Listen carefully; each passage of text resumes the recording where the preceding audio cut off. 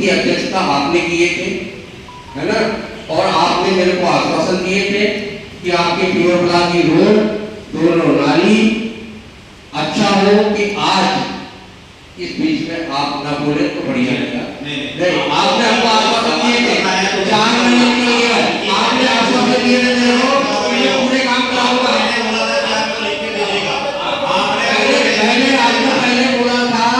मैंने आपको पहले बोला था कि आप काम नहीं करा पाओगे, और आज तक आपने मैं एक बात का जवाब देने तैयार हूँ। आपको मैंने बोला था जिसके जो भी काम है, कोई भी जानकारी मुझको लिखी, मैंने लेटर नहीं दिया है।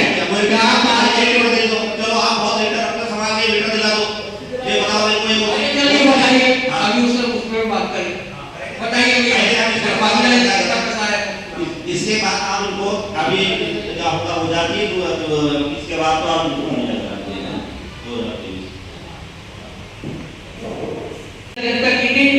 जो अंदर होती है वही करते हैं। अंदर की हमको बोली का सूचना के आधार पर जानकारी मांगो, हम सूचना के आधार पर जानकारी मांग रहे हैं, और क्यों बता जाओ जानकारी देते नहीं हो और टालते रहते हो। हम सब ये परिषद के बाद सीएमओ साहब कौन-कौन से जवाब दिए वगैरह आप नोट कीजिए और उनको तुरंत प्रोवाइड करवाइए। आज कब से वाली 4 मीटिंग 5 मीटिंग निकल रही है, करवा देंगे भैया, हमको समय दे दो। अब आज अगर रात तक होता है, नहीं तो कल तक आपको जानकारी दे दी। ये प्रस्ताव क्रमांक 2 पर दिया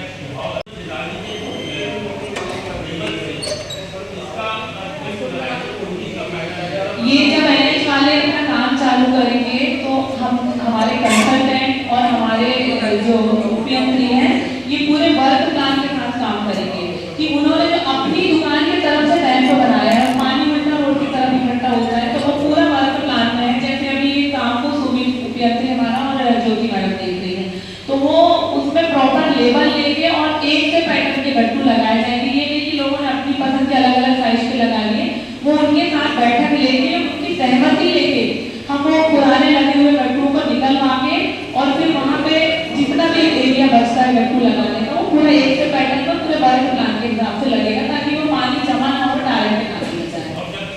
लिया जाता है। तो जब मैं ये कहना चाहता हूँ कि हमारे द्वारा जो प्रस्तावित नाले का हाइट चौड़ाई जो रहती है उसके अनुमान में क्यों नहीं काम होता हमारे यहाँ? क्योंकि आप जाके देखिए उस जल भराव की सबसे ज्यादा जो स्थिति है कहीं ना कहीं नगर पालिका के इंजीनियर की गलती है। क्योंकि जब नाला बनता है तो कहीं भी इंजीनियर उस जगह में उपस्थित नहीं होते। जीता जागता उदाहरण आपने भी उस दिन प्रेमनगर नाली में जो हुआ है, आप कभी भी जाके देख लीजिए, उस नाली में कीचड़ में वेस्ट डाल रहे हैं, तो वो वेस्ट पकड़ेगा क्या बताओ? क्योंकि उसमें तो पूरा हनुमान चौक का नाले का पानी जाने वाला है। फिर होता क्या है कि आज हनुमान चौक में जाके देखिए नालों की हाइट इतनी ऊंची कर दी गई है कि रोड से ऊंची है, उसके कारण वो जो रोड का पानी जल भराव की स्थिति बनती है, नाले में पानी बहता नहीं है। तो हमारे इंजीनियर लोग साइड में करते क्या है कि ठेकेदारों को मनमानी करने देते हैं। तो ये अब अपना जो ये काम होगा उसमें प्रॉपर इन सारी बातों को ध्यान रखिए। होगा मैडम, हम लोग हर चीज छोड़ के आगे बढ़ेंगे तो फिर हमारे शहर की हालत क्या होगी? हम करोड़ों रुपए की टेंडर लगाते हैं, तो मैं देखेंगे ना कि वो कैसे प्योर ब्लॉक्स लगा रहे हो, तो निकलेंगे ना उनके मैं जो नाला बन गया मैं उस विषय की बात कर रहा हूँ। आपने उसकी हाइट देखी रोड से कितनी ऊंची है? अभी तो प्रॉपर वो मॉनिटरिंग हमारा उपयंत्री देख रहा है वर्क प्लान के हिसाब से जाके। प्रेमनगर नाले की बात कर रहे हैं आप? मैं अभी हनुमान चौक की नाले की बात कर रहा हूँ जो बन चुका है पिछले साल जी, उसकी आपने हाइट देखी रोड से कितनी ऊंची है? वो तो इंजीनियर देख के अच्छा बताएंगे। वही लोग बोलो क्या करते हैं जाके, आप देखो हाइट कितनी ऊंची है, उन्होंने रैंप बना ली बड़े बड़े, पार्किंग में जो वाहन खड़ा होना चाहिए वो रोड के किनारे खड़े होते हैं, एक्सीडेंटल पॉइंट बन गया हमारा इतनी चौड़ी रोड में, फिर भी ध्यान नहीं किया जाता।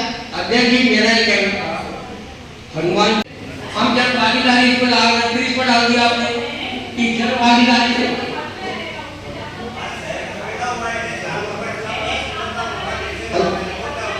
इसके बाद हेलो जो एनएच की सीमा क्षेत्र है उतना ही एनएच काम करेगा। एनएच के बाद जो उसकी सीमा क्षेत्र से बाहर है वो काम हम जन भागीदारी से करवाएंगे, वो एनएच क्यों करेगा? नगर पालिका कहाँ से आ गई? नहीं नगर पालिका कहाँ से आ गई?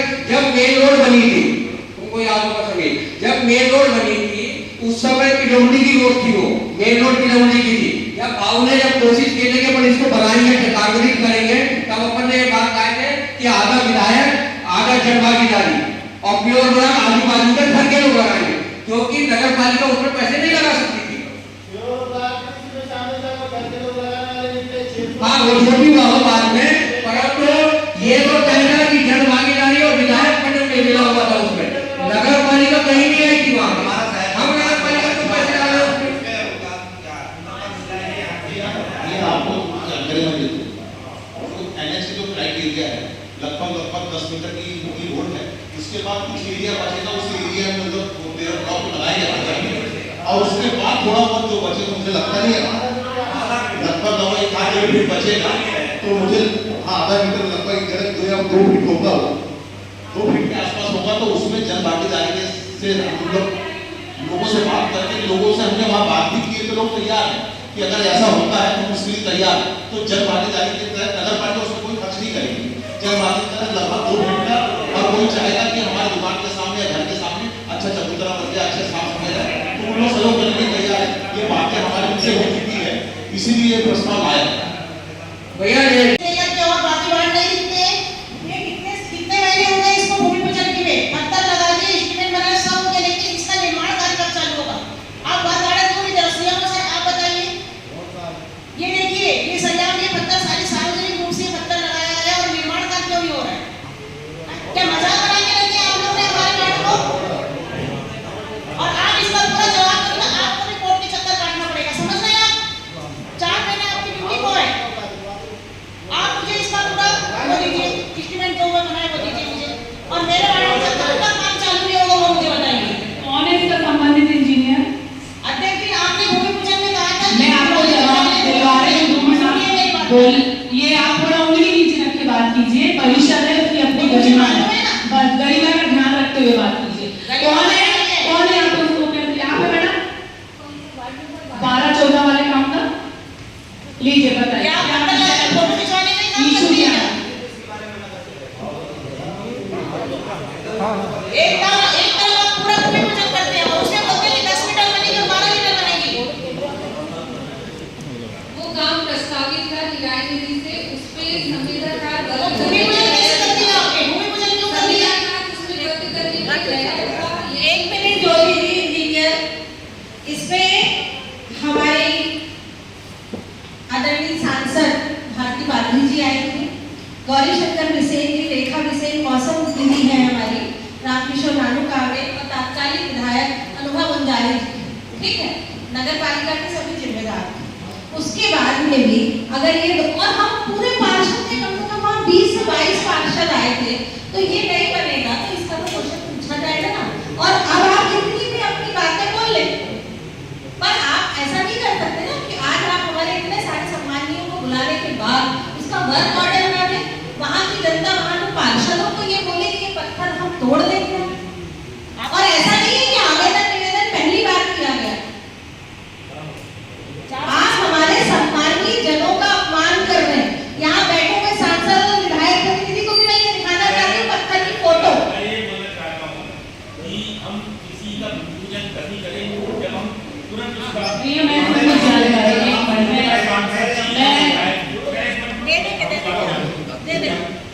एक मिनट में यदि हमारे सांसद जी, विधायक जी, नगर पालिका अध्यक्ष और जनप्रतिनिधि वहाँ पर है, पत्थर में नाम तो लिखे थे और काम पूरा ना हो, तो ये भी दुर्भाग्यपूर्ण स्थिति है।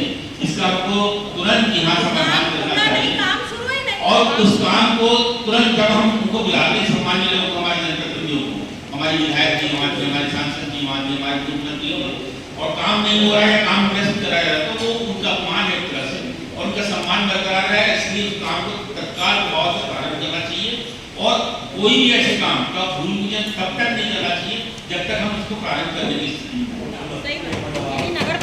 वार्ड नंबर 12 और 14 के काम का भूमि पूजन हुआ और उसके बाद संविदाकार जो संबंधित कार्य का जो था गजेंद्र खुराना, वो वार्ड में काम चालू करने भी गए, लेकिन वार्ड नंबर 12 और 14 के पार्षद के लोग के द्वारा ये कहा गया कि रोड हमको नाली से मिला के चाहिए, यानी नाली टू नाली रोड चाहिए। तो मुझे बताइए, कोई भी संविदाकार निविदाकार उतनी ही रोड बनाएगा जो उसके वर्क ऑर्डर में उसको होगी।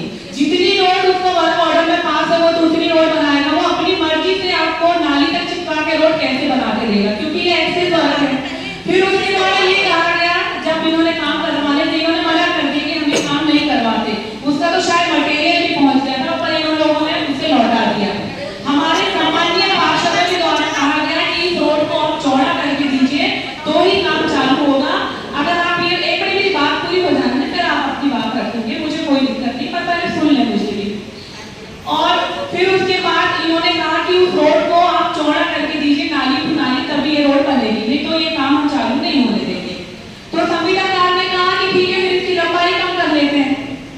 जितनी इसकी लेंथ है इसको कम करके हम इसको चौड़ा कर देंगे तो हमारा वहाँ पे वर्क का जो भी हमारा मटेरियल की जो क्वांटिटी वो वहाँ पे ऐड हो जाएगी। तो इन्हें लंबाई भी उतनी चाहिए लेकिन चौड़ाई नाली टू नाली चाहिए, तो वो संभव नहीं हो रहा क्योंकि लगभग उस पर 35 लाख का एक्सेस जो आपको वर्क लोड जो आ रहा था, मद हमारा बढ़ रहा था, वो 35 लाख था।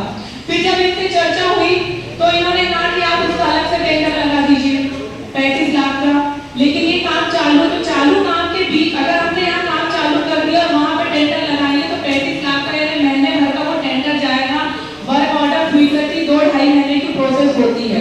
तो फिर पीआईसी में आपके सामने में पीआईसी का वो प्रस्ताव भी शायद पिछली 1-2 पीआईसी में ही वो फिर हमने प्रस्ताव लाए कि इनका जो एक्सेस वर्क जो हो रहा है उसका 35 लाख की जो लागत बढ़ रही है उसका अलग से टेंडर लगा के और फिर ये काम कराया जाएगा। तो 35 लाख की स्वीकृति ले ली गई है वार्ड नंबर 12 और 14 के लिए जो हम कर सकते थे कि इन्हें नाली टू नाली रोड चाहिए, उसके लिए जो बजट बढ़ रहा था 35 लाख की राशि जो बढ़ी तो उसको पीआईसी में स्वीकृत करके हमने उसको निविदा के लिए ले लिया। अब वो किस स्थिति तक पहुंचा है वो ज्योति मैडम चाहती हूँ। और माननीय अध्यक्ष महोदय, आपसे मैंने पहले बोली थी जिस टाइम आपने कहा कि भूमि पूजन करना है तभी मैंने आपसे कहा कि अध्यक्ष जी दोनों रोड़े हैं कि नहीं, आपने कहा कि दोनों रोड़े हैं। और रहा सवाल एस्टीमेट का तो नाली टू नाली भी तैयार करवाया गया था हमसे, और जब भूमि पूजन की बारी आई उस समय पहले तो आपने गुमराह किया, सीधी बात आपने कहा कि दोनों रोड है, और क्योंकि उसके बाद में अभी आपने कहा कि ठेकेदार के द्वारा मटेरियल डाला गया, लेकिन आप झूठ बोल रहे हैं, ठेकेदार ने मटेरियल डाला ही नहीं। और जब ज्योति इंजीनियर आई, एक मिनट पहले मेरी बात हो जाने दीजिए, आज जब उस समय ये ज्योति मैडम आई इंजीनियर तो उन्होंने कहा कि भाभी इसका बेस एस्टीमेट तैयार करके हम इसको स्वीकृत करवाएंगे पीआईसी से, पूरे परिषद में जाएगा। तो शहर में ऐसे अनेकों काम हो रहे हैं जो नियम अनुसार नहीं हो रहे, लेकिन एक तो ये छोटा मोटा काम है जो कि 2 से 3 साल के पूर्व अंदर जो हो रहा है उसको भी आप नियम के अनुसार नहीं करवा रहे हैं। ऐसा सरकार बना ये हमारे भूमि में वार्ड नंबर 12-14 में क्या लगा गई, आपको सब चौक चौराहे नजर आते हैं जिन वार्डों से जनता ने उनको चुन के नगर पालिका में भिजवाई काम करने, आप ये छोटे मोटे काम पहले वार्डों के ना करवाते आप शहर की ओर जा रही है कि जनता एक टक लगा के हमें को देख रही है कि हम लोग क्या कर रहे हैं परिषद में जाकर के, यह सब चाय नाश्ता करने के लिए नहीं आते हैं। जनता पूछती है और हम लोग कि आप लोग वार्डों काम क्यों नहीं करवा रहे, लेकिन आपका ये सॉफ्टवेयर देख करके बिल्कुल भी ठीक नहीं लग रहा है और ज्योति मैडम से बिल्कुल काम नहीं बन रहा है ऐसा मुझे लगता है। इसके पहले सील मालेगा थी वो भी संतोषजनक काम नहीं कर रही थी, तो हम नहीं चाहते कि बार बार ये स्थिति बने और हमको बार बार एक ही बात बोलना पड़े। आपको जवाबदारी मिली है और ये जवाबदारी के पासों को नहीं आपको और देखिए यहाँ बैठा लगाया है, लेकिन आप इग्नोर मत किया करें। जनता पूछती है जनता एक टक लगा के देख रही है परिषद में कि आप क्या कर रहे हैं। आपकी बातों से सबकी बात है तो कोई भी जनप्रतिनिधि स्वयं का वोट पाके कोई भी पद पे नहीं बैठता, उसको जब वोट मिलते हैं चाहे जनता के हो पार्षदों के हो उसके बाद ही कोई नया काम मेरे द्वारा नहीं किया गया कि वोट लेके मैं अध्यक्ष बनी हूँ। हर जनप्रतिनिधि वोट लेके ही अध्यक्ष बनता है और अपने कार्यों का संपादन करता है। आज वार्ड के पार्षद भी बने तो वो भी वोट लेके ही बने हैं। रही बात वार्ड के काम की तो जो सही स्थिति में आज आपके कार्य हैं, मैं कोई गलत बात नहीं कर रही हूँ, आपके सामने पीआईसी की मैं डेट और प्रस्ताव के सहित वो सारा प्रकरण रख दे रही हूँ जो स्वीकृत हो गया है। पीआईसी को 40 लाख तक का पावर है और 35 लाख की वो रोड का बजट जो बढ़ के आया है जिसमें अब आपके रोड का काम चालू होगा, क्योंकि हम नहीं चाहते कि हम वो एस्टीमेट को रिवाइज एस्टीमेट में डालें। रिवाइज कई महीने मिलता नहीं है, निविदाकार काम चालू करेगा और 35 लाख का अगर हम रिवाइज लेने जाते हैं पता चला वो वहां मजदूरी में छोड़ देता। इसलिए हमने 35 लाख का वो टीएस लेने भेज दिया, उसका टीएस जल्द आके उसका टेंडर लगा देंगे और तब तक ये काम हमारा चालू हो जाएगा। तो वो दोनों काम आपके पैरेलल वार्ड नंबर 12 और 14 के चलते। अभी जैसे आरोप लगा कि वो काम को क्यों नहीं हो रहा है, तो मेरा कहना है कि हमने उसको रुकवा कर क्या हमने भी निविदा मैंने कहीं कहने को भी भूल किया, चाचा काम चालू करते हैं मना कर रखा गया है, मेरी बात हुई है मैं ठेकेदार को बताया। अध्यक्ष जी आप उनकी रिवाइज के लिए वार्ड नंबर 15 मैंने हर वार्ड से हुई थी क्यों उसको इनका कहना था कि क्योंकि वहाँ पे आगे में और नाली पानी नहीं जाएगा इसलिए हम उसको रिवाइज कर रहे हैं। क्या ज्योति मैडम कहा है ना, काम चलते चलते रिवाइज हो सकता है वो वाला काम, ये वाला काम चलते चलते रिवाइज क्यों नहीं हो सकता?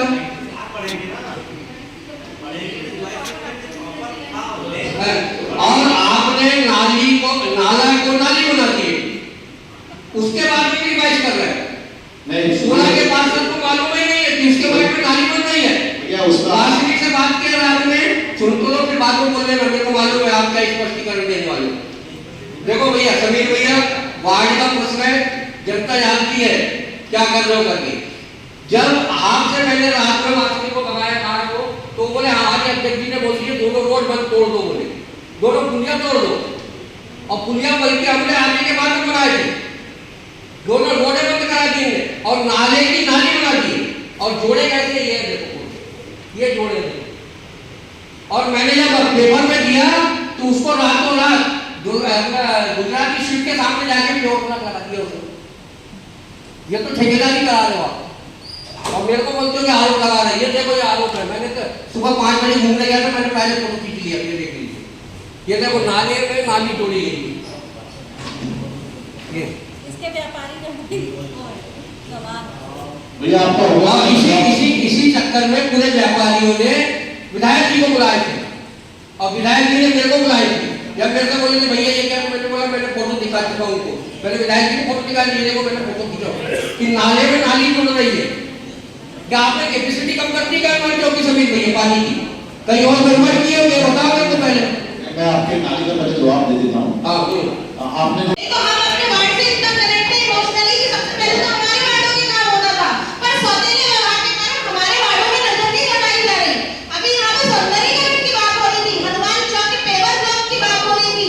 हमारे 100 साल का मंदिर होके श्वेतांबर मूर्ति पूजक संघ के द्वारा मंदिर बनाया जा रहा है, वो तीर्थ घोषित होने वाला है। उसके सामने पे अंकुर स्टेशनरी के सामने में रोड पे पूरा पानी रह रहा है। तब इस नगर पालिका को नहीं दिखाई दे रहा है कि सौंदर्यीकरण करना है, तब मेन रोड बनाना है, तब पेवर ब्लॉक नहीं दिख रहे। सुभाष चौक और महावीर चौक के सौंदर्यीकरण के लिए 3 साल 3.5 साल हुए हमारे। इस 8 फरवरी को हमारे 3.5 साल हुए परिषद के। मैंने सबसे पहले कहा, मेरा डेलीगेशन मेरे समाज के जैन समाज के लोगों को मैं यहाँ पे लेके आई। उन्होंने कहा कि हम बार-बार अपनी तरफ से लगवा लेंगे मैडम, तरीके से मिलेगा, आप सिर्फ उसका बेसिक काम में हमारी मदद करिएगा। बोलिए आपको याद है कि नहीं, जैन समाज के पूरे प्रबुद्ध जनों को लेके मैं स्वयं आई थी। देखिए महावीर चौक का काम हमने 3.5 साल जैन किया। समाज के लोगों ने स्वयं मना किया है। नहीं, स्वयं मैंने नहीं किया। महावीर चौक का कोई भी काम हम नगर पालिका या अन्य किसी नहीं, पर वो डेलीगेशन में आया था महावीर चौक का काम जैन समाज स्वयं करेगा, ये शेखू भैया के शब्द थे। नहीं, शेखू भैया मेरी बात सुभाष चौक की आज भी हमारे काम में है। गजेंद्र खुराना का जो 3 करोड़ का काम पूरा हुआ है, और उसकी जैसे जैसे साइट कंप्लीट होगी, वो बहुत बड़ा काम नहीं है सुभाष चौक के सौंदर्यीकरण का, वो उसके काम में है और बहुत जल्द वो उसको शुरू करेगा। महावीर चौक का काम हम नहीं कर रहे हैं क्योंकि जैन समाज के द्वारा शेखू भैया स्वयं आए थे और उन्होंने मना किया है कि ये काम हम किसी भी माथा जी हम बात शालीनता से रख ले, अच्छा चिड़ने से कोई बात नहीं है। नहीं बिल्कुल नहीं, तो आप मुझे प्रस्ताव सुनिए, सुनिए। चर्चा करेंगे। आपको यहाँ बोलने का अधिकार नहीं, जब अध्यक्ष है तो अध्यक्ष को बोलने का अधिकार नहीं। आप नियम बताएं, नियम बताएं, आप नियम बताएं, मुझे जानकारी है, नियम बताएं। अध्यक्ष है तो अध्यक्ष को बोलने का अधिकार नहीं। भैया एक मिनट बात करते हैं। आवाज एक मिनट आप जानिए कि अध्यक्ष है तो अध्यक्ष को नहीं बोलने का अधिकार नहीं। एक मिनट बात करते हैं। ये बहुत सारी गलतफहमी है अध्यक्ष जी, उपाध्यक्ष जी और सीएम साहब अपने अधिकारी कर्मचारियों के कारण होता है। सही बोल रहे हो। आप ज्योति मैडम ने बताइए मेरे को पार्षद की तरह भी आज कोई भी संबंधित उपयंत्री किसी वार्ड में जाता है तो हमारे द्वारा हम कभी ये नहीं बोलते, हम तो भूमि पूजन हो या काम चालू करने के पहले ही आप सबसे पहले पार्षद को सूचना कीजिए। नहीं, पर आप ये बताइए अगर आप ये बोल रहे हैं कि उनको जानकारी नहीं है तो वो गलत नहीं बोल रहे हैं, मैं उनके पक्ष में हूँ। ये संबंधित विभाग की उपयंत्री की गलती है कि उनने अगर उनको सूचित नहीं की है तो ये बहुत बड़ी गलती है। एक्शन लीजिए, आगे बढ़ जाएंगे, एक्शन लीजिए।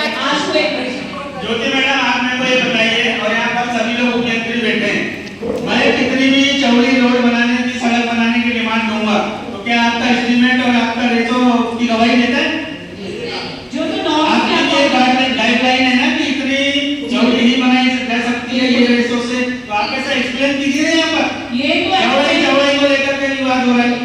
सारी और किसी भी चीजें वार्ड में अगर कोई भी ठेकेदार कोई भी उपयंत्री काम करे तो वहाँ के पार्षद को सूचना देना चाहिए। बिल्कुल। उनकी शिकायत बिल्कुल जायज है। अगर एक पत्थर भी हम उनके वार्ड में नाली में लगाने जा रहे हैं तो उनके वार्ड के जज इतना काम कर रहे हैं तो कम से कम वो काम की जानकारी पार्षदों के सम्मान को भी ठेस पहुंचना चाहिए, लेकिन हर पार्षद अपनी जिम्मेदारी के लिए जनता की जवाबदेही करता है। मैं इस चीज के लिए बिल्कुल समर्थन करती हूँ राजनीति की बात का। वार्ड नंबर 32 में अगर ये हुआ है ये घटना तो मैं इसकी निंदा करती हूँ और पार्षदों के पक्ष से मैं बोल रही हूँ सभी इंजीनियर को कि किसी के वार्ड में भी सिविल वर्क हो या आप एक सीएम एमआई भी अगर कटवाने जाते हैं तो कम से कम वार्ड पार्षद को तो सूचना दीजिए कि आप उनके वार्ड में क्या करने जा रहे हैं। अंकल जी इसी सब्जेक्ट पे एक चीज बताते हैं। 2 मिनट सुनिए अंकल जी, 2 मिनट अभी बात ये वाला तीसरा प्रस्ताव पढ़ते हैं हमारी बात। एक मिनट मैंने एक चीज बताया आपको 20-20 लाख का।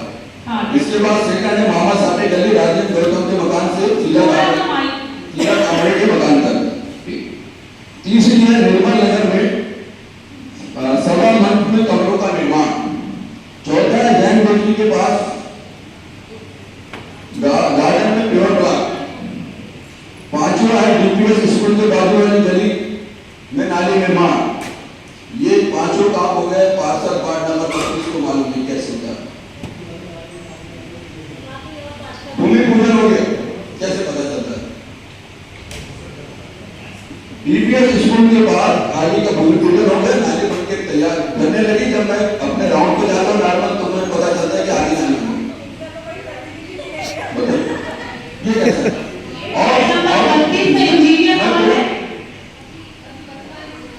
वर्तमान वाला नहीं आपके इसमें हो रहा। आप क्या नियम मैंने डाला? ये मामा साहब ने जो राजेंद्र गौतम को सीधा इनके संज्ञान में डाला था मैंने। और मैंने जब बात सुनी एक मिनट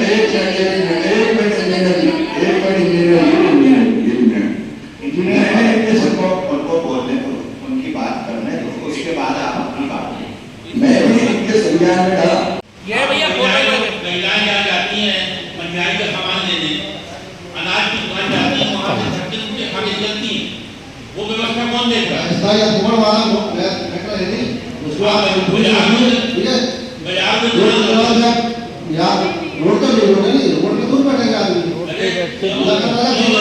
दुकान का सामान दुकान में बाहर है, कौन देख रहा है? नहीं सीएम साहब, आप ये बताइए आपका सब्जी मार्केट कहाँ पर है? आपने 2 प्रस्ताव बुला लिए, 4 नंबर 5 नंबर निर्धारण भी करना है और नामांतरण भी करना है। आपका सब्जी मार्केट कहाँ है? और स्थायी दखल के चबूतरे कहाँ पर है? और उसका कौन से व्यापार चल रहे हैं अभी? बताइए। सब्जी मार्केट रोड है क्या? ऐसी रोड है ये। उसका नामांतरण करेंगे आप?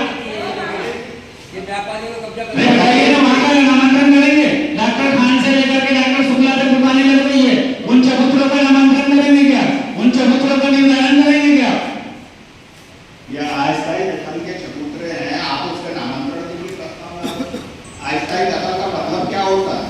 बताइए अस्थायी दखल का मतलब कहाँ है और अस्थायी दखल के चबूतरे कहाँ पर स्थित है? उसमें वर्तमान में सब्जी मार्केट लग रहा है क्या या दुकानें निर्धारित की गई होगी? शहर में जो अतिक्रमण की स्थिति निर्मित हो रही है वो इसलिए हो रही है। मेरा इसमें क्या था, चबूतरा वाला मैटर थोड़ा भी करेगा और चबूतरे बेचने के बाद आदमी हमारे इसका डिमांड करेगा तो हो सकता है व्यवस्था खराब हो। तो जो दुकान परमानेंट हमारी दुकानें हैं, जो दुकानें परमानेंट है उनके तो नामांकन कर सकते हैं। चबूतरा छोड़ दीजिए, प्लीज छोड़ दीजिए। अगर ये बताइए ना सर कि जो चबूतरे हैं वो चबूतरे कहाँ पर है? जो विषय है वही शासन के जो शासन की गाइडलाइन है पूरा क्लियर किया हुआ है। दुकान चबूतरा सबसे अहम बात यह है कि नगर पालिका क्षेत्र में जितनी दुकानें आप परिषद प्रबंधक है, इनकी खुद की नहीं है, नजूल की परिषद का प्रबंधन का काम। और ये जो प्रस्ताव लेके आए, अब देखिए इसमें त्रुटि 4 नंबर प्रस्ताव ला रहे हो आपकी नामांतरण की शुल्क हमको निर्धारण। अभी अभी हमारा एक काम हुआ ही नहीं और उसके बाद तुरंत तुमने ला लिए कि हमको लीज पे देना, यानी इतनी जल्दबाजी क्या कारण? अभी परिषद ने तय नहीं करी कि निर्धारण कितना होगा, मगर आपने प्रस्ताव ला लिया कि हमको लीज पे देना। मैं इतनी बातें इसलिए कर रहा हूँ कि पिछली भी परिषद में 1 साल पहले लटारे जी ने ऐसी घुमा फिरा के प्रस्ताव लाए थे, मैंने यहाँ सवाल किया तो इनने जवाब ये दिए थे नगर की जनता के हित की बात कर रहे हैं कि आप टैक्स बढ़ाना नहीं, परिषद की मंशा नहीं है टैक्स बढ़ाना, नहीं बोले कि शासन से निर्देश आया राष्ट्रपति के हिसाब से रखना पड़ेगा, जबकि उसमें साफ उल्लेख इनने नई गाइडलाइन के तहत लोगों के ऊपर टैक्स लगे। बात हम लोग आते हैं शहर में जाते हैं तो आपके पास भी लोग आए होंगे, भैया डबल हो गया हमारा टैक्स, कितना टैक्स बढ़ा दिए। जनप्रतिनिधि लोग बैठे जनता के हित की बात करेंगे, आप बैठे हो शासकीय कर्मचारी के रूप में, आप जनता के हित की बात ही नहीं करते। आपको तो आवक होना, पैसा होना, जो बैलेंस है उसको वसूलने की तो बात ही नहीं कर रहे हो आप, जो पैसे आने की है उसकी बात ही नहीं कर रहे हो आप। जनता पे हम कितना बोझ लगा सकते हैं, तो ये गलत तरीका है। जनता ने चुन के भेज दी है, आप एकदम से परिषद का कार्यकाल है तो कम से कम जनता भी परिषद को ये बोले कि नहीं इनके कार्यकाल में टैक्स नहीं बढ़ता है, 5 साल में एक बार बढ़ा दो, 2 बार बढ़ा दो, व्यवस्था है। अभी आपने बोल दिया परिषद को तय करना, जब परिषद तय कर दिए तो तुमने क्यों प्रस्ताव लिखे थे कि परिषद की सहमति? परिषद ने बोली थी कि अभी रहने दो इसको यथास्थिति, इनने लिख दिए कि परिषद ने प्रस्ताव पास कर टैक्स बढ़ गया। थोड़ी सी जानकारी ये भी चाहिए ना सत्तर भाई कि गुजरी क्षेत्र में कितनी दुकानें हैं, कितनी लीज पर है, कितना स्थायी बंदोबस्त है, ये जानकारी दीजिए।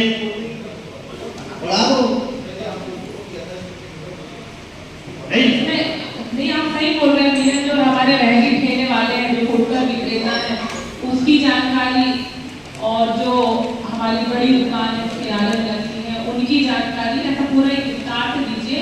और इसको यथावत रखना है तो हम यथावत रखें, और छूट देने की जहाँ तक बात है तो हम सब यही तय करेंगे कि हम इसको कितना % आगे ले जाए, इसको यथावत रहेंगे। चबूतरे की स्थिति आपने कभी गुजरी का निरीक्षण किए होंगे तो देखे होंगे, वहाँ पर गंदगियों का अंबार लगा हुआ लगा रही है, आपने देखे हो क्या चबूतरे की स्थिति है? और सबके नाम पर आवंटन है चबूतरे। अगर वहाँ कोई चबूतरे पर व्यापार नहीं कर रहा है तो उसको आवश्यकता नहीं है, तो ऐसे लोगों को आमंत्रण करेंगे कि निरस्त करेंगे आप चबूतरा? अगर उसको आवश्यकता होती चबूतरे की तो वो वहाँ पर व्यापार करता, कचरा नहीं बिकवाता।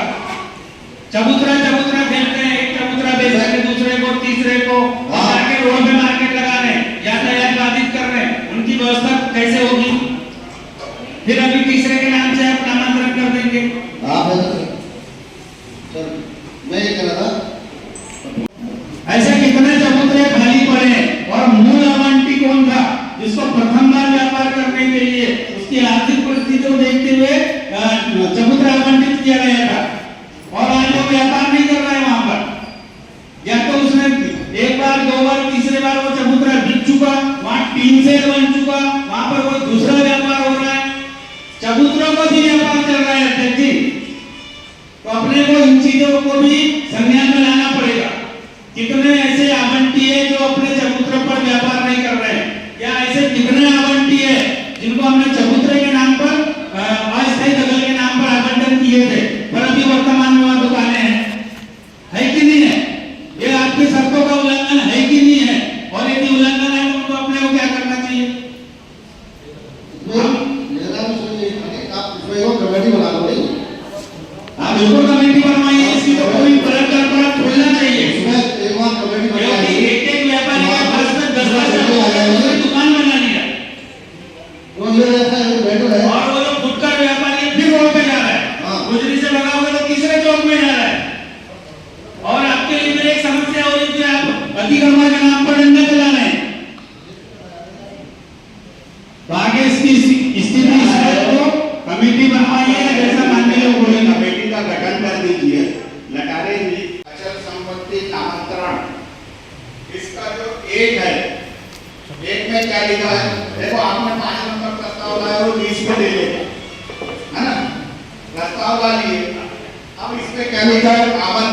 उपरांत नवीन आवंटन तथा स्थानीय नगरीय निकाय के मध्य पुनः पूर्व शर्तों का उल्लेख करते हुए बकाया अवधि के लिए संबंधित अनुबंध कराया जाएगा।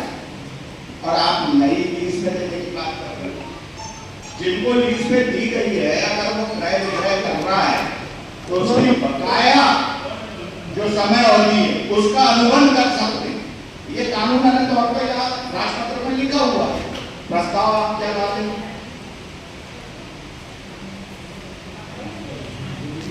प्रस्ताव आप सही लाए क्या?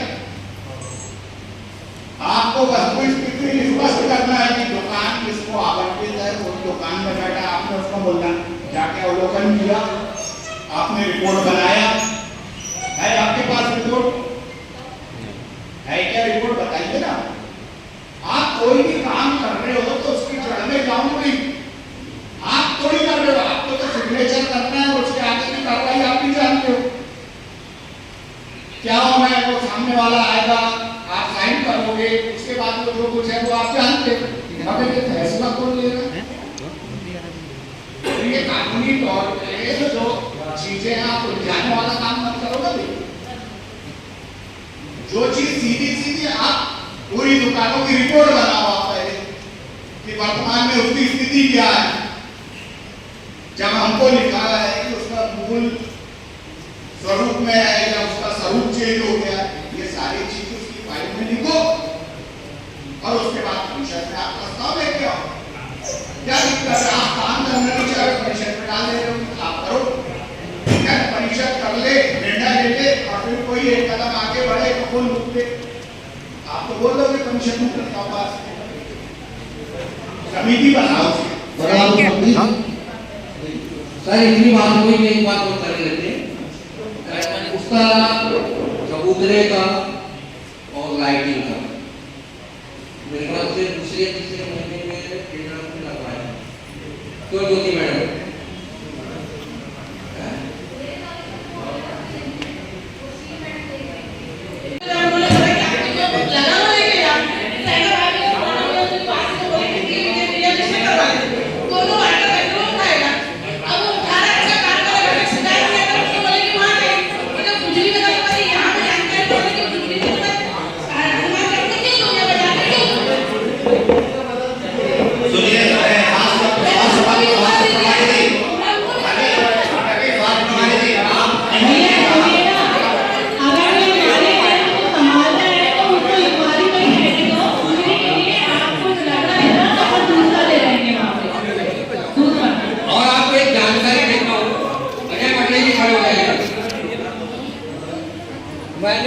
मैंने 2 महीने में एक बार, 3 महीने में एक बार का जेसीबी मांगा, ठीक है ना?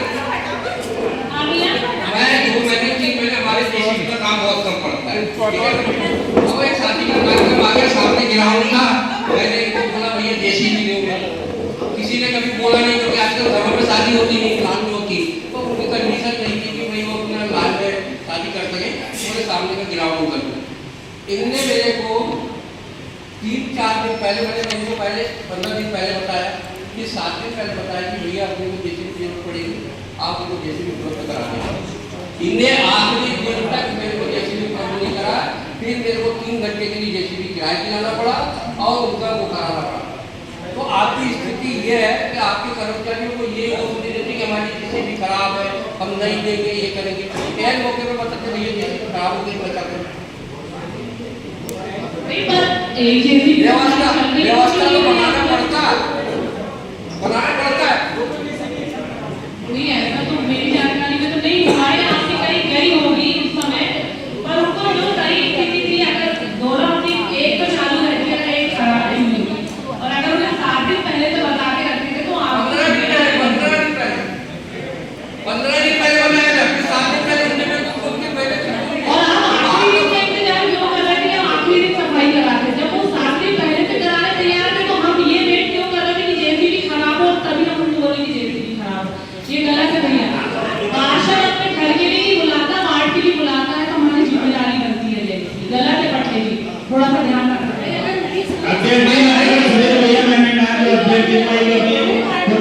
कुछ विषय पर चर्चा के लिए दिया, उसमें जेसीबी का एक लेटर है,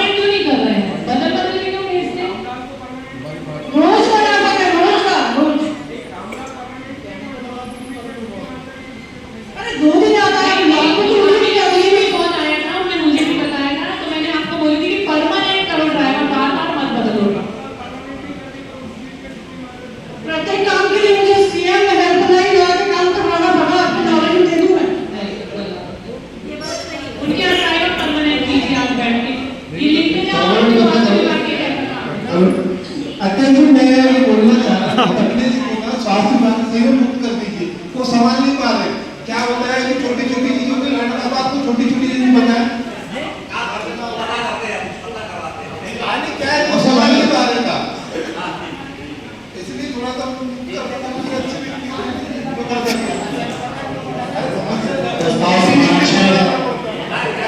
चर्चा का विषय बन चुका है।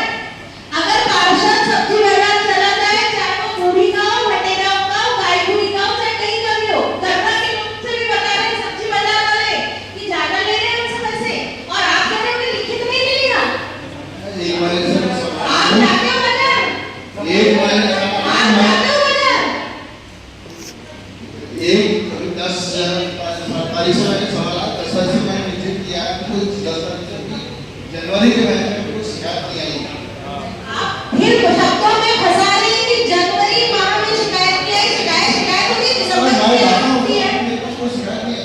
समाचार पत्रों में यहाँ से बहुत जैसे जाते हैं, बातचीत होती है तो लोग शिकायत करते हैं।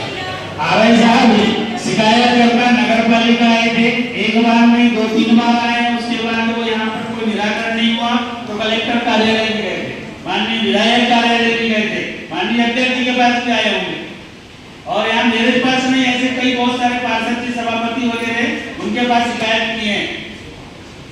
तो ठेकेदार तो 20 रुपए की पर्ची दे रहा है, 30 रुपए ले रहा है, 40 रुपए ले रहा है, 100 150 रुपए लिया जा रहा है।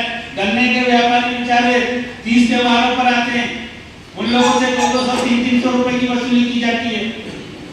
भाई जो भी 30 रुपए जो आपका मापदंड कहता है, ऑनलाइन बोली लिया नगर पालिका को ज्यादा पैसा दे रहा है, ठीक है, पर व्यापारी को लूटने के लिए, छोटे व्यापारी को लूटने के लिए अपन उनको खुली छूट दे सकते हैं।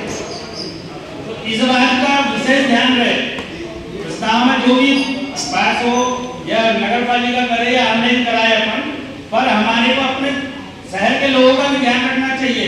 जो सीजनेबल व्यापारी है बेचारे, जो गांव से आते हैं गन्ना का, और ऐसे बहुत सारी टिहरी है, इनका तो हमको स्वागत करना चाहिए।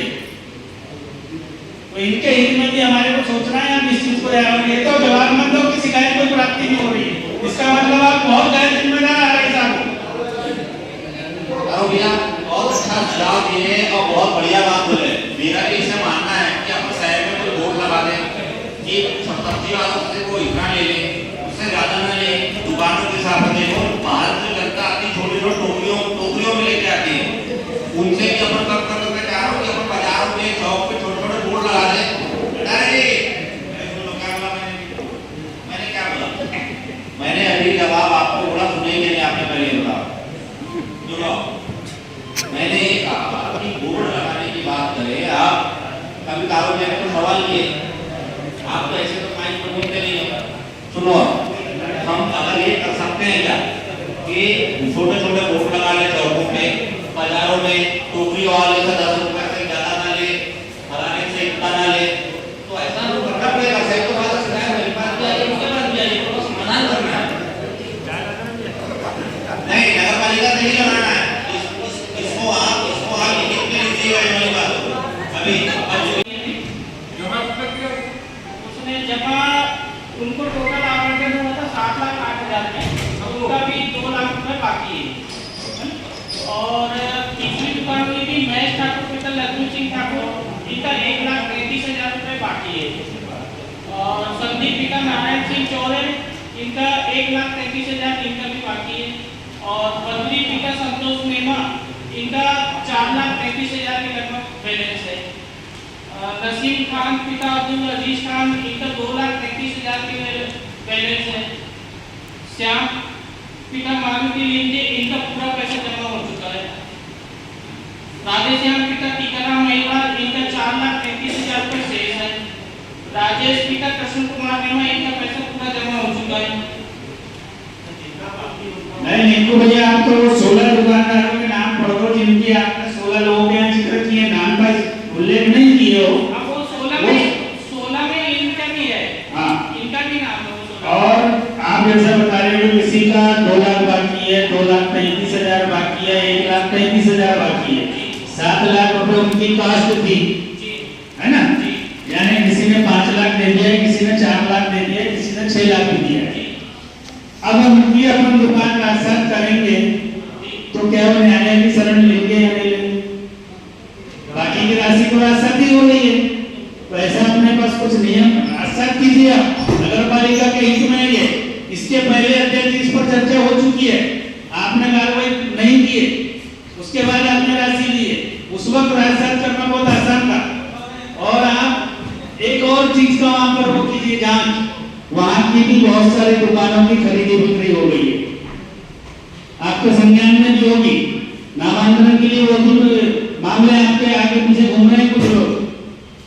एक व्यापारी ऐसा बताऊंगा जिसको दुकान आवंटित की गई है विस्थापन के तहत, उसने दुकान बेच दिया और फिर दूसरी जगह दुकान लगा ली।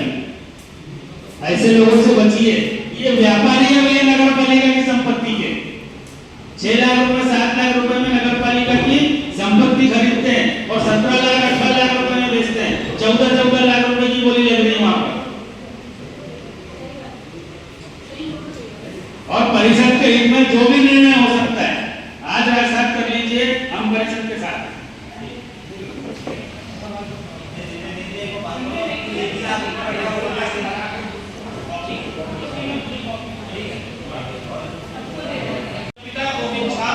और 8वें नंबर की भी नवीन का गोविंद झा के नाम है।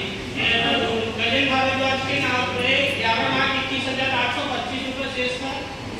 और रवि झा की 7 नंबर की दुकान 11,20,200 रुपए और 8 नंबर की दुकान में 11,21,000 रुपए शेष था। एक मिनट भैया, आप देखो बड़ी अच्छी बात बोल रहा हूँ कि हम अपने पैसे की भी वसूली नहीं कर रहे। ये झा जो है आपके यहाँ विद्युत का ठेकेदार है, आपके वर्क ऑर्डर पे काम कर रहा है, अब नगर पालिका उससे पैसे वसूल नहीं कर रहा है, यानी नगर पालिका का बैलेंस है लेके जा रहा है।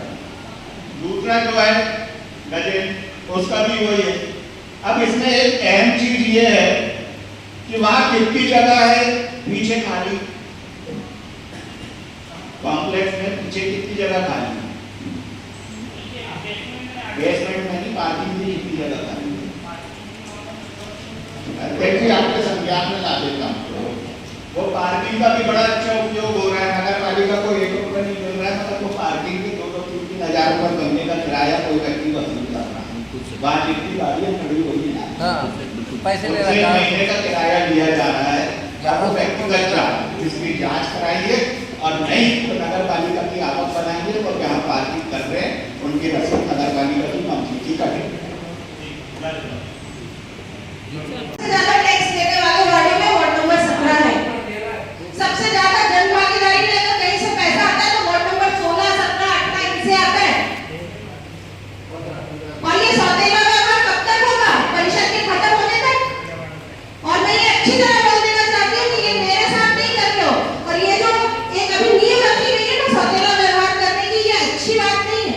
इसका मैसेज शहर में अच्छा नहीं जाएगा। अगर हम वार्ड के पार्षद हैं तो हम सबके लिए एक जैसे, क्या उसने हमको वोट दिया हो नहीं दिया हो, वो हमसे बोले या नहीं बोले, वैसे नगर सरकार की जिम्मेदारी बनती है कि पूरे वार्डों को साथ में लेके चले। हमारी फाइलों को खास तौर पे मेरे को तो एक क्लर्क ने बोला कि आपकी फाइलों को फेंकने की बात होगी। ऐसे कैसे फेंकोगे जी आप? ऐसे कैसे फेंकोगे? अब नाम बोलूंगी तो बेचारे को तनख्वाह काट लेंगे, टीचिंग ग्राउंड पहुंचा देंगे ना भैया। नहीं बोलती मैं उसको जीने दो, बेचारा छोटी नौकरी कर रहा, जीने दो उसको। कितने दिन में करोगे वार्डों के काम? आप भी करोगे 1.5 साल बाद नहीं सरकार करेगी। ध्यान रखो बातों का, मैसेज जीवन भर के लिए जाता है।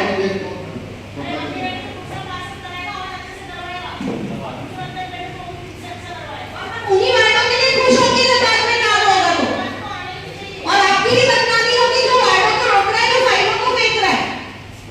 ये कोई छोटी मोटी बात नहीं कि एक क्लर्क सीएमओ के सामने कह देता है वार्ड पार्षद को कि आपकी फाइल फेंकने की बात हो रही है। शर्मिंदगी की बात है ये। सीएमओ साहब खुद गवाह है। आदरणीय सांसद प्रतिनिधि जो आए थे सुशील चाचा, वो उस दिन सीएमओ साहब के कमरे में बैठे थे जब ये बात एक साधारण कर्मचारी ने मुझसे कही। और किसने फाइल फेंकने की बात बोली वो मैं नहीं बोल रही कि चलो कोई मर्यादा, हमारी पार्टी की मर्यादा, किसी और की मर्यादा मैं नहीं करती। तो हमारी पार्टी हमारी माँ है, उसकी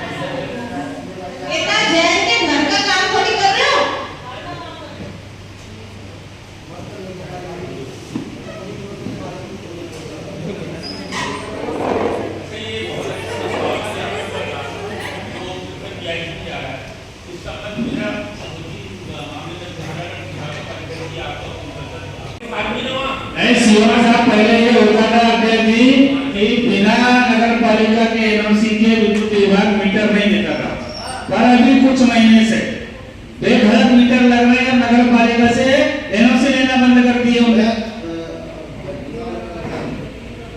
आप बता क्या है ये पूरे शहर में तो ये चर्चा है कि नगर पालिका मैनेजमेंट में चल रही है, कर्मचारी बढ़िया मैनेजमेंट कर रहे हैं, उन्हें के लिए लगेगी एनओसी।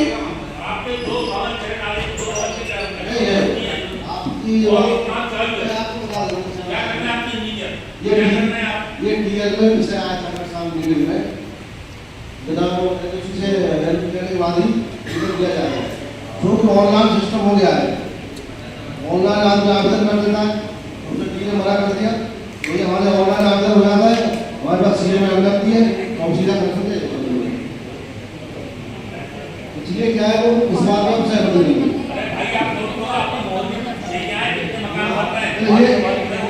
पर ये जरूर है कि हम सर्वे करा रहे हैं, सर्वे करा रहे हैं। ये सर मैंने तो कमिश्नर साहब का स्टेटमेंट पढ़ा था कि अवैध कॉलोनी में विभाग मीटर देगा, बहुत बड़ा कार्रवाई होगी। हम कोई रोड नाले की बात करते हैं तो सीधे एक लाइन डाल दी जाती है अवैध कॉलोनी है, अवैध एरिया है, तो फिर उनको कैसे भवन निर्माण की अनुमति मिल जाती है? अवैध कॉलोनी को कौन कहा जाता है? अरे मीटर मिल रहे हैं सर, मैंने आपको ऐसे कई कॉलोनी बता दूंगा और वहां पर राज्य विभाग का निर्माण भी कर रहे हैं, अनुमति नहीं दे रहे। सर मेरा एक सवाल था लटारे जी, आप चार्ज में कब से आए? 1 तारीख से आए ना, जनवरी 10 से। एक जानकारी चाहिए परिषद के सामने बोल रहा हूँ कि जनवरी 10 के बाद से आज तक कितने मकानों का आपका असेसमेंट हुआ, जरा लिस्ट दे देना वार्ड वाइज, और कितना रुपया उनसे प्राप्त हुआ है। असेसमेंट जो है वो इसमें एक और जानकारी निकाली जाए सीओ साहब, बहुत सारे कमर्शियल उपयोग किए जा रहे हैं और वो उनका टैक्स अपन ले रहे हैं रेसिडेंशियल, इसकी भी जांच करवाइए आप। कमर्शियल का टैक्स हमको ज्यादा मिलेगा और हम रेसिडेंशियल उनका टैक्स ले रहे हैं तो वो कम, उसमें अंतर है ना दोनों में? नहीं है अंतर। इसकी थोड़ी जांच करवा लीजिए आप। हर वार्ड में आपको 2-4-10 केस ऐसे मिलेंगे और इसमें हमारे वार्ड में और जिम्मेदार है। अभी जो भाई बहन में बात होगी, आदरणीय विधायक प्रतिनिधि जी, मैं आपने जो बात बोली ना कि कितने असेसमेंट हुए गुलाब कटारिया जी के आने के पश्चात, ये मेरा लेटर है, लेटर पैड पे 23 जून 2025 को मैंने ये लगाया है कि निवेदन है कि नगर पालिका परिषद द्वारा राजस्व शाखा में श्री गुलाबचंद लटारे प्रभारी नियुक्त किए जाने के बाद आज दिनांक तक 23 वार्डों में कितने मकानों का करारोपण संपत्ति कर निर्धारण किया गया, ये मैंने लेटर पैड में मांगा। क्या इसका उत्तर गुलाबचंद जी लटारे ने दिया? हर बात का लेटर लगाया हमने, हर बात का लेटर लगाया, एक लेटर का तो जवाब दे दे। और अब मैं नाम लेके बताती हूँ, मैंने त्रिपाठी जी जो कार्यालय अधीक्षक है, एक दिन मजाक में उनसे कहा कि क्योंकि आप प्रभारी हैं तो मैं आपके लिए एक लेटर भेज देती हूँ कि आप जितने भी मेरे लेटरों के जवाब नहीं दे रहे तो आप मेरे को कारण बता दीजिए, फिर आपसे मैं कोई प्रश्न उत्तर नहीं करूंगी।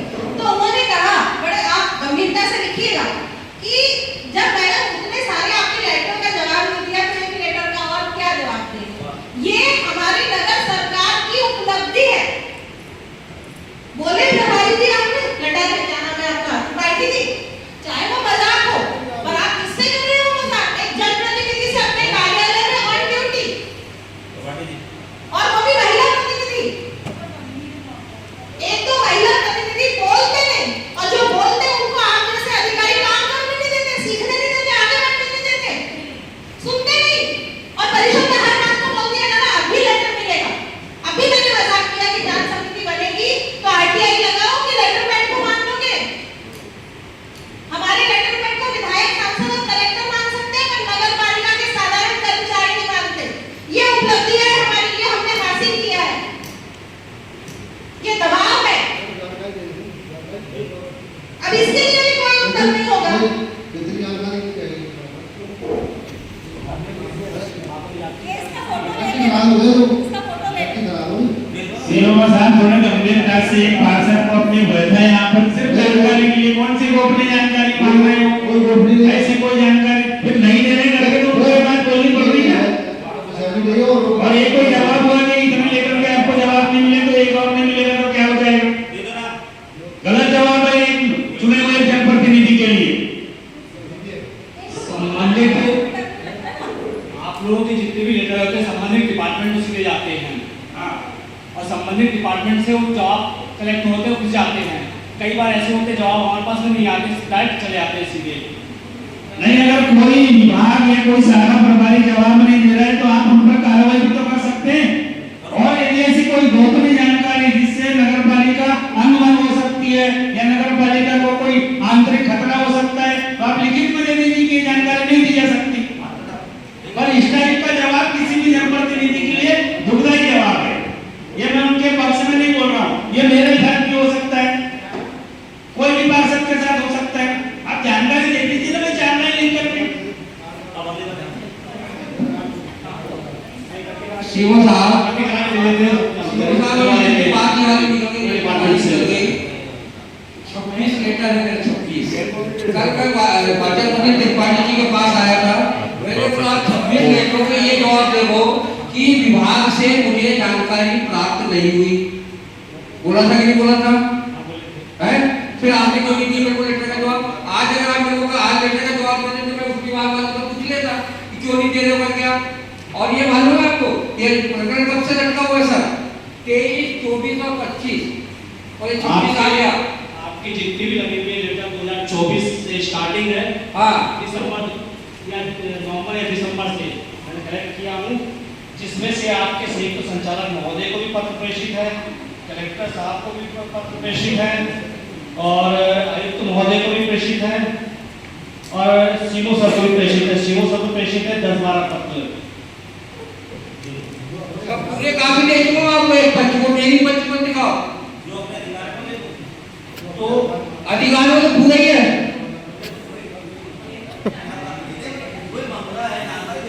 अरे देखो मैं जानकारी देने में जाता क्या है ये मैं आज फोटोकॉपी करा के लाई थी। ये मेरी 11 आरटीआई थी, मतलब प्रूफ के लिए लाई थी। मैं इसको सार्वजनिक नहीं करना चाहती हूँ, तो चाहे तो मैं दिखा भी दूंगी। ये मैं आज फोटोकॉपी करा के लाई थी कि लेटर तो 50 है, उसके ऊपर भी हो सकते हैं, इनकी जानकारी नहीं दी गई। और ये मेरी 11 आरटीआई के उत्तर भी नहीं दिए गए, जिसके लिए पिछली बार जो अकाउंटेंट है उसको भी मैंने कहा था। सीओ साहब अपने सदस्यों को आश्वस्त कर दीजिए कि इनको जानकारी दे दी जाएगी। नहीं भैया, कोई गोपनीय जानकारी नहीं नहीं, है। अभी क्या है परिषद के सामने माननीय मुख्य नगर पालिका अधिकारी महोदय आश्वासन दे रहे कि 1 दिन 2 दिन 4 दिन में आपके पत्रों का जवाब दे दिया जाएगा। और बालाघाट नगर पालिका जवाब नहीं दे रही है। हम लोग भोपाल लिखते जोधपुर लिखते हुए दिखा दूंगा, मैं लाया नहीं वो लेटर। और अगर वो सही है तो फिर ये आगे की जरूरत क्यों? मैं तो समझ के करें। भैया अधिनियम 1961 की धारा 122 में स्पष्ट रूप से उल्लेख है कि सामाजिक अंकेक्षण जो होता है अंकेक्षण, उसमें आप सोशल ऑडिटिंग करवा सकते हो। सोशल ऑडिटिंग क्यों करवाई जाती है? जैसे ये पूरा उल्लेख है कि आप में भ्रष्टाचार के या लोग जानना चाहते हैं कि कितना आय हुआ, कितना व्यय हुआ, कितनी कीमत में कौन सी चीज खरीदी गई। हमें तो कोई आपत्ति नहीं होनी चाहिए। हमारी परिषद के 3-3.5 साल जो भी निकले उसमें एक एक चीज, चाहे स्वास्थ्य विभाग हो, विद्युत विभाग हो, चाहे राजस्व का हो, हर एक चीज का लेकर तो आने दीजिए ना समाज के सामने। हमको सारे आए अपने 3.5 साल पहले क्यों नहीं आया प्रस्ताव? अभी 3.5 साल पूरे हुए तो अभी तो मैंने 1 साल में क्या करी? हर साल का क्या वाले क्या प्रस्ताव? मेरे को ये बताइए। ग्वालियर से टीम आती है, हर साल का करती है प्रस्ताव। बिल्कुल, तो हम 3.5 साल का कर रहे हैं। नहीं तो 3.5 साल का कर रहे हैं। ये तो ऑडिटर बैठेंगे तो सोशल ऑडिटिंग में एक टीम बनती है। हम समाज से ही चुने हुए, चाहे वो हमारे सीए हैं या वरिष्ठ लोगों की एक समिति बना के और उनके द्वारा मान्य विषयों को चुन के और जिस चीज पे उनको जानकारी प्राप्त करना है वो जनता के समक्ष रखेंगे। कि हमने अगर एक लाइट भी खरीदे, एक ट्यूबलाइट भी खरीदे या एक पेंट का डब्बा भी खरीदे तो वो हमने किस रेट में खरीदे हैं, किस रेट पर उसकी पुताई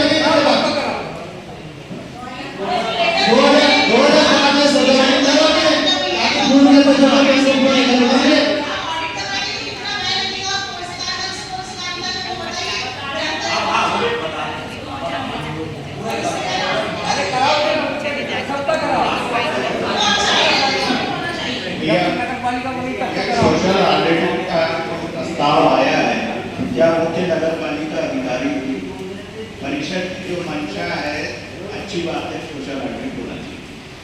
क्या नियम में है ये? अगर नियम में है,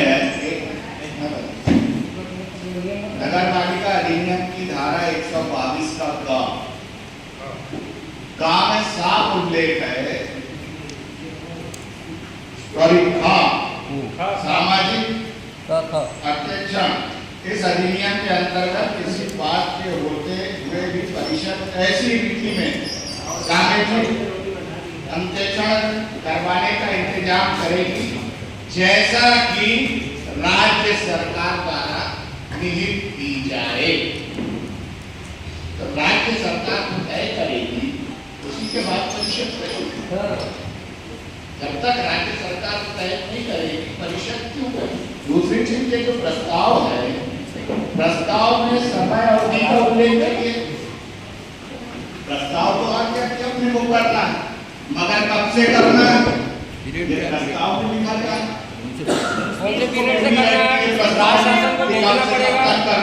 तो ये सारी चीजों को संशोधित करके राज्य सरकार को लिखिए। राज्य सरकार अगर अनुमोदन देती है तो अवश्य कराइए, कितने लोग हम परिषद से अनुमोदन करा के राज्य सरकार को पत्र लिखे कि सोशल ऑडिटिंग के लिए राज्य सरकार अनुमोदन करे।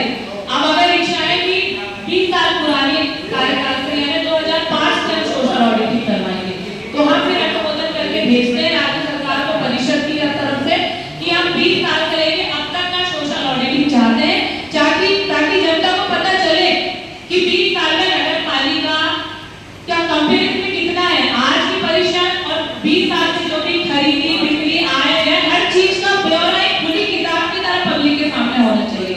मुझे इसमें कोई बुराई नजर नहीं आती, ये होना चाहिए क्योंकि हर कोई जानना चाहता है, क्योंकि जनता टैक्स दे रही तो उसको भी तो पता चले कि इसका पैसा कहाँ जा रहा है। तो इसका परिषद में आप अनुमोदन कीजिए और राज्य शासन को पत्र लिखेंगे, वहां से राज्य शासन को आदेशित करें कि आप 20 साल का सोशल ऑडिटिंग कराइए। तो कराते हैं, क्या दिक्कत है इसमें? अध्यक्ष जी, सोशल ऑडिटिंग में क्योंकि भाईजान ने बताया, माननीय विधायक प्रतिनिधि ने 2 धाराओं का इस्तेमाल होता है इसमें। 122 क्रम 122 क्रम थोड़ा सा आप पढ़ लेते या संज्ञान में ला लेते। और आपने अभी प्रस्ताव में तो स्पष्ट उल्लेख नहीं है कि कौन से कार्यकाल का सोशल ऑडिट किया जाएगा, पर अभी बात बोली जा रही है कि पिछले 20 वर्षों में 99-94 से किया जाएगा। आज की परिस्थिति और 1994 की परिस्थिति को आप समझ रहे हैं। और अगर मान लो हमारे यहाँ पर भी वित्त विभाग के लोग ऑडिटर है और सोशल ऑडिट अगर विपरीत चले गया, तब क्या होगा? यानी या तो फिर हमारे ऑडिटर गलत होंगे, हमारे ऑडिटर को भी तो हम लोग कहीं ना कहीं यहाँ पर कमरा दे रहे हैं, एक चीज का ऑडिट होते हैं, आपके जितने कार्य करवा रहे हैं हर प्रकार के ऑडिट वो लोग कर रहे हैं, और सोशल ऑडिट अगर उसके खिलाफ चले गए, नहीं मैं कानून को चैलेंज नहीं कर रहा हूँ, और अगर हमारे को सोशल ऑडिट भी कराना तो हम अपने कार्यकाल का कराते हैं। कंप्लेंट कैसे करेंगे आप? कंप्लेंट कैसे करोगे? भाई 20 साल पहले का ऑडिट कराएंगे आप? 2005 से करवाएंगे ना। उल्लेख होना चाहिए ना, उल्लेख कहाँ है यहाँ पे? इसी वही बात को तय करते बैठे हैं, उसी बात को तय करते हैं। चलिए पिछले 2 कार्यकालों का करा लेते हैं, पिछले 2 कार्यकालों का ऑडिट करा लेते हैं, पिछले 2 साल का कराते हैं, 2010 से करा लेते हैं। अरे 10 से करा लेते हैं, नहीं आप 4 से करा लीजिए, आप 99 से मुझे कोई आपत्ति नहीं है कि नहीं? पर अभी अपन करंट की बात करते हैं। करंट में कोई भी सोशल 20 साल पहले का बजट 2004 में 12 करोड़ की नगर पालिका थी। यही तो अंतर आएगा ना भैया। आप 2012 में, ये 2004 में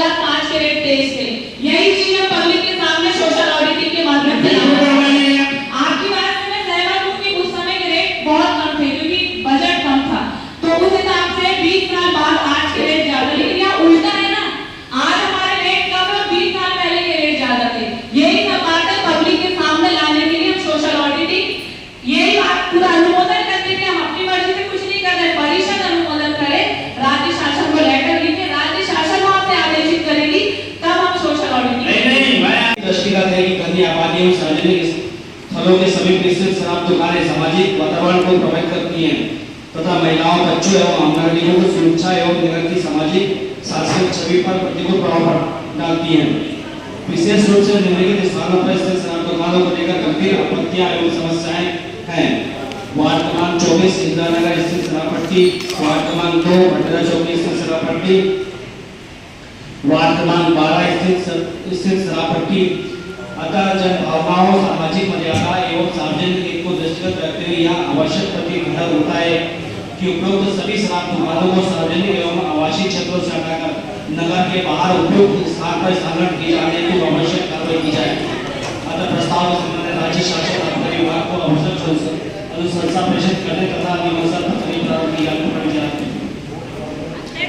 एक चीज पूछना चाह रही मैं सीएमओ सर, ये प्रस्ताव तो आ जाता है, इसके ऊपर होता क्या है बता मेरे को। ये वार्ड क्रमांक 14 नगर पालिका के सामने है चल रही दुकान, उसको तो कुछ नहीं कर पाए आप लोग।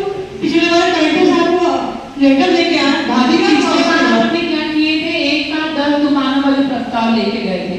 गलती हमसे भी ये हुई कि हमने शहर की सारी दुकानों के प्रस्ताव एक साथ लेके चले गए थे। अगर हम उन्हीं को शायद टुकड़े टुकड़े में 2-2, 3-3 करके ले जाते तो शायद आप तक पूरी दुकान भले ही हटती और आधी दुकान तो भी हट जाती। इसलिए अभी ये 3 दुकान लाके हमने प्रस्ताव इसमें चौकीदार क्यों नहीं लिखे जो नगर पालिका के सामने गेट के सामने संचालित हो रही है, वो क्या आपके संज्ञान में नहीं है? अभी जो सबसे ज्यादा महिलाओं के द्वारा जो हड़ताल, भैया को भी मालूम है, खारो भैया, लोगों महिलाओं ने शायद वहाँ पे धरना प्रदर्शन भी की थी, रोड जाम किए थे। जो सबसे ज्यादा महिलाओं की आपत्ति 3 वार्डों से, जो 24, 2 और 12 से सबसे ज्यादा जो आपत्ति आ रही है, सबसे ज्यादा जो संवेदनशील इलाका है ये नगर पालिका के सामने जो दुकान है, क्या वो आपके संज्ञान में नहीं है? संज्ञान में उसका आपने नहीं लिया भाई, इसके अलावा शहर में जो अन्य दुकान है वो भी संज्ञान में है, लेकिन अब क्रमशः ये दुकानों के वार्ड उसको भी जोड़ा जाए, बिल्कुल उसको भी जोड़ा जाए और सबसे पहले उसका हटना चाहिए ना। मैं एक जानकारी लेना चाहती हूँ नियोजन से और राजस्व से। निकाले जी, सबसे पहले ये बताइए कि ये जो शराब दुकानें, अभी तो हम तीनों की बात करते हैं, 12, 24 और 2, तो इनको जो परमिशन मिली है ये व्यवसायिक है कि आवासीय है? आवासीय परमिशन है कि व्यवसायिक? और इसकी सही जानकारी दीजिएगा, ये जिला प्रशासन में भी ये लेटर जाएगा। क्योंकि अध्यक्ष जी, इसके पहले अध्यक्ष जी, ये जो शराब दुकानों की लड़ाई है वार्ड क्रमांक 12 की, ये लड़ाई लड़ते हुए हम जेल में रहे हैं, 3 दिन जेल में रह चुके हैं। 12 की नहीं, भाभी नहीं बता रही है, बहुत लड़ाई है ये सब, लोगों को जवाब कर दीजिए आप। क्योंकि ना ये तीनों में सबसे ज्यादा जो महिलाओं ने धरना प्रदर्शन करके, छोटे-छोटे बच्चे भी मेरे पास आए हैं, ये 3 का मामला सबसे ज्यादा सेंसिटिव चल रहा है। ठीक है, दोनों की जानकारी आप रखना ले लीजिए, राजस्थान भी ठीक है कि भाई दोनों को भी लोग ये आवासीय है कि इसकी परमिशन किस हिसाब से मिली है, व्यवसायिक है कि आवासीय है, ये जानकारी देगा।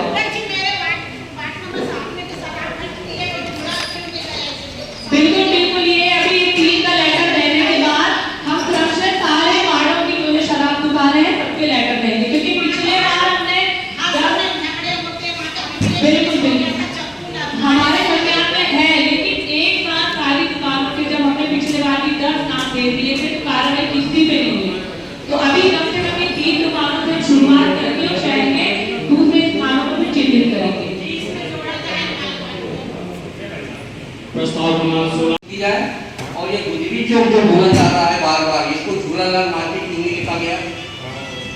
और मेरे को संस्कृति विभाग का लेटर पहले दिखाया जाए और ये प्रस्ताव पारित करके आप सांस्कृतिक विभाग को कोई लेटर नहीं लिख रहे हैं। जितना काम कर रहे हो आप लोग सब फर्जी काम कर रहे हो कि आप परिषद में प्रस्ताव पारित कर देते हो और सांस्कृतिक विभाग को एक लेटर नहीं है। मैंने सूचना के आधार पर जानकारी बताऊं कि हमारे बालाघाट जिले में, हमारे बालाघाट शहर में कितने नाम प्रस्तावित हुए, उनकी मेरे को काफी दिया है। बताइए काफी सांस्कृतिक विभाग को 12/2024 का प्रस्ताव है, लाइए आज परिषद का भी उठेगी, लेकर ही नहीं लगते आप लोग, बुलाइए लेटर। बिल्कुल तो नहीं किया, मुख्यमंत्री आए नहीं, और जब झूलेलाल मार्केट अपने कर दिए तो नगर पालिका क्यों गलती कर रही है?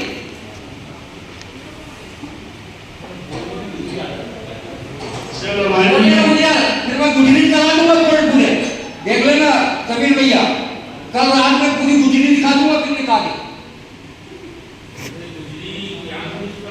हाँ नहीं, जब हम परिषद खुद प्रस्ताव पारित कर रही है 1 साल पहले और खुद लिख रही गुजरी, ऐसे वो तानागंज में लिखे गुजरी का जाने का रास्ता, बोर्ड लगे 12 लाख रुपए के शहर में, वो मस्जिद के नीचे लिखा गुजरी जाने का रास्ता, इधर लगा दो झूलेलाल मार्केट, वो गुजरी मार्केट है ना, अरे सुनील भैया गुजरी से हो, कंफ्यूजन, वो लोगों को भ्रमित कर रही नगर पालिका भ्रमित। चलो नहीं काम करने के बाद लेकर आएगा। अध्यक्ष जी, प्रस्ताव क्रमांक 16 गुजरी बाजार वार्ड क्रमांक 16 का स्थित शरणार्थी परिवारों को धारणा पत्र। 1947 में कितने परिवार ऐसे आए थे, मुझे जानकारी चाहिए कि वो शरणार्थी के रूप में इनको दुकान आवंटित की गई थी, और क्या आज दिनांक तक ये लोग अभी शरणार्थी की लिस्ट में शामिल है? उस वक्त शरणार्थी थे 1947 में, क्या उनके वंशज आज भी शरणार्थी के रूप में भारत में जीवन यापन कर रहे हैं या भारत के मूल निवासी हो चुके हैं? इसमें मैं ये बोलना चाहती हूँ, मतलब मेरा इसमें समर्थन है कि जो सही में शरणार्थी हो तो पट्टा दिया जाए, पर मैं ये कह रही हूँ जो सुनिए तो जो 1947 में बालाघाट आए, अगर वो 1 साल के भी थे तो अभी कितने लोग जिंदा हैं, वो शरणार्थी कहलाएंगे। अगर मैं किसी देश में जाती हूँ तो मैं शरणार्थी कहलाऊंगी, पर अगर मेरी 3 पीढ़ियां वहाँ रहने लगी तो फिर वो शरणार्थी नहीं कहलाएंगे। आज की तारीख में वो शरणार्थी की लिस्ट में शामिल हो ही नहीं सकते, नहीं हो सकते क्योंकि वो तो मूल निवासी हो चुके हैं, उनके वंशज। जब भी जांच कमेटी होगी या तो इसमें काम करेगी वो करेगी, लेकिन मैं कह रही हूँ जो जेन्युइन है उनको पट्टा दिया जाए। पर ये बताइए कि 1947 में जो लोग आए उनमें से कितने लोग अभी थे? नहीं, पहले से 2 मिनट कहाँ है आगे साहब, कहाँ है आगे साहब, ये बताइए कि अभी वो शरणार्थी है क्या? पिछले 50 सालों से मांगी चली आ रही है। मेरी बात तो सुनिए सभापति जी, जी बोलिए। पहली चीज तो ये भूमि नगर पालिका के स्वामित्व की है क्या? है नगर पालिका की है, स्वामित्व नगर पालिका की है, नगर पालिका पट्टा देने के लिए अधिकृत है क्या? नगर पालिका पट्टा देने का अधिकार नहीं है, लेकिन हम यहाँ से अनुमोदन करके राशि अनुमोदन इसके पहले हो चुका है, आपने डायरेक्ट सीधा लिखे हो इसमें कि अभी तक राज्य शासन का अभिमत अप्राप्त है। हाँ, इसका मतलब पट्टा देना, और कितनी दुकानें हैं और उनसे कितना किराया लिया जा रहा है? 34 दुकानें हो, 34 दुकानें हैं। आप जवाब दोगे आगे साहब, बताओ कितनी दुकान है निकुरिया? निकुरिया जवाब दो।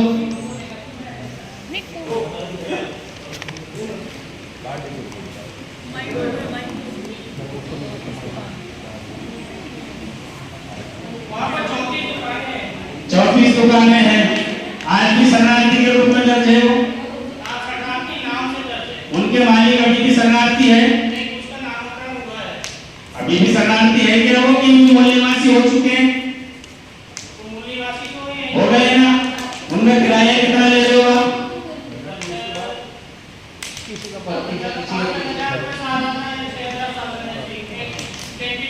हाँ अरे यार आप लेते हो, आपको बिल्कुल एग्जैक्ट आंकड़ा नहीं मालूम है। आप तो एक दुकान का बताओ मेरे को। मटेरियल 2000 सालाना है, पट्टा देने के बाद आप उनका किराया बढ़ाओगे घटाओगे कि खत्म कर दोगे? पानी भैया है वहाँ पर मंदिर में, तो नगर पालिका की आय में वृद्धि हो रही है कि घाटा हो रहा है? नगर पालिका के हित में सोचना कब चालू करोगे? नगर पालिका कर्मचारी की पेमेंट नहीं कर पा रहे, और वो चीज तुम्हारे अधिकार में नहीं है। जो भूमि आपकी नहीं है, नजूर की भूमि है, प्रबंधन आपका है, और इसके पहले आपने एक बार ये कोशिश कर चुके हो, राज्य शासन से आज तक अभिमत अप्राप्त है, तो आप नगर पालिका के हित में सोचना कब चालू करोगे? और उस वक्त के शरणार्थी थे, आप उनका आकलन कीजिए। आज हो सकता है वो इनकम पे होल्डर होंगे कि नहीं होंगे? अरे हम 50 साल से चली आ रही है भैया, और स्थायी पट्टा लेने का अधिकार नगर पालिका की भूमि नहीं है, वो नगर पालिका को देने का अधिकार ही नहीं है। नगर पालिका को देने का अधिकार नहीं है, नगर पालिका अनुमोदन करके वो राज्य शासन को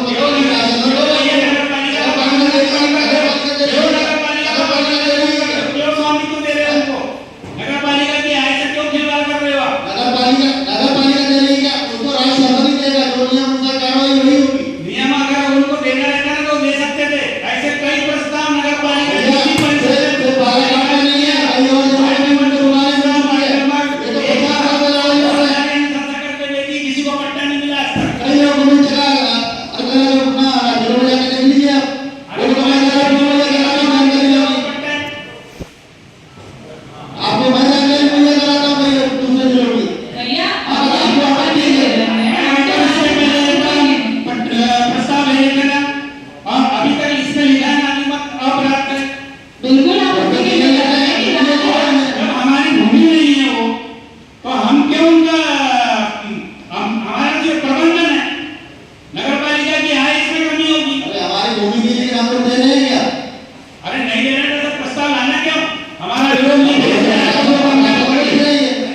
दिया। नगर पालिका की वित्तीय स्थिति से जुड़ा हुआ है हेलो, ये जो प्रस्ताव आया है, सभापति का कहना है कि हम दे रहे क्या, नेता प्रतिपक्ष का बोलना है कि हमारी है क्या। ये हकीकत है, ना ये जमीन हमारी है ना हम दे रहे। प्रस्ताव भी आया कमीशन में तो गलत आया, क्योंकि एक प्रस्ताव उससे पहले जा चुका है शासन को पत्र, शासन ने कार्रवाई नहीं करी, तो ये पत्र कलेक्टर को भेजना चाहिए ना कि परिषद। नजून का अधिकार कलेक्टर के हाथ, कलेक्टर उसकी रिकमेंड करेगा या कलेक्टर उसमें राज्य शासन से अभिमत प्राप्त करेगा। तो ये काम कलेक्टर का, नगर पालिका का नहीं।